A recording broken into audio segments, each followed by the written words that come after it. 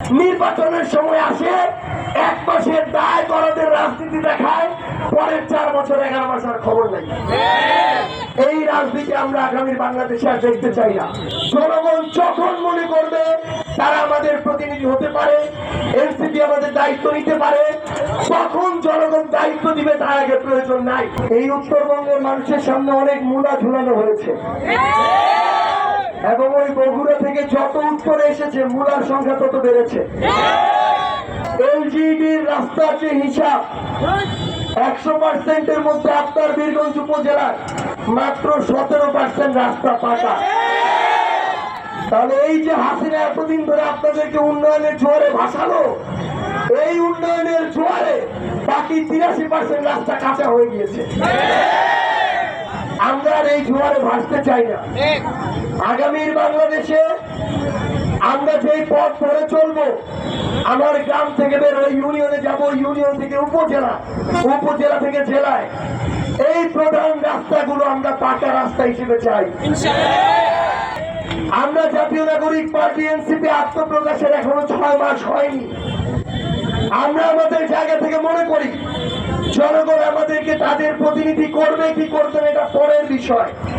আগে আমাদের জনগণের কাছে যেতে হবে, রাস্তাঘাটে চলতে হবে, মাঠ পর্যায়ে দেখতে হবে, বাজারগুলোর অবস্থা দেখতে হবে, বীরগঞ্জের কোথায় মাদকের সিন্ডিকেট চলে সেটা দেখতে হবে, বীরগঞ্জের স্বাস্থ্য কমপ্লেক্সে খালি একটা বিল্ডিং আছে না ডাক্তার আছে এটাও দেখতে হবে। আমাদের দেখতে হবে থানাগুলোতে ভালো পুলিশ সদস্যের পাশাপাশি এমন পুলিশ সদস্য আছে কিনা যে কথা বলার আগে টাকার জন্য হাত বাড়িয়ে দেয়। আমাদেরকে এমনও দেখতে হবে যে বড় রাজনৈতিক দলের নাম আছে, বড় বড় পদবি আছে, কিন্তু তারা আসলে জনগণের কথা বলে নাকি সিন্ডিকেট চালায়, চাঁদাবাজি করে, দখলদারিত্ব করে। আমরা এই বিষয়গুলো দেখতে বাংলাদেশের প্রত্যেকটা জেলা, উপজেলা, ইউনিয়নে যাওয়া শুরু করেছি। আমরা যাব। এই পথ শেষ হতে জনগণ যখন মনে করবে তারা আমাদের প্রতিনিধি হতে পারে, এনসিপি আমাদের দায়িত্ব নিতে পারে, তখন জনগণ দায়িত্ব দিবে, তার আগে প্রয়োজন নাই। আমরা এই ইউনিয়ন, উপজেলা, জেলা পর্যায়ে ভোট চাইতে আসিনি, সমর্থন চাইতে আসিনি। আমরা আপনাদেরকে বলতে এসেছি আপনাদের যে ঘুমিয়ে পড়া বিবেকবোধ, আপনাদের যে দাসত্বের বিবেকবোধ, সেটাকে সবার আগে জাগ্রত করতে হবে। এখনো যদি আপনারা ডলার মার্কার দালালি করেন তাহলে এলাকার উন্নয়ন সম্ভব নয়।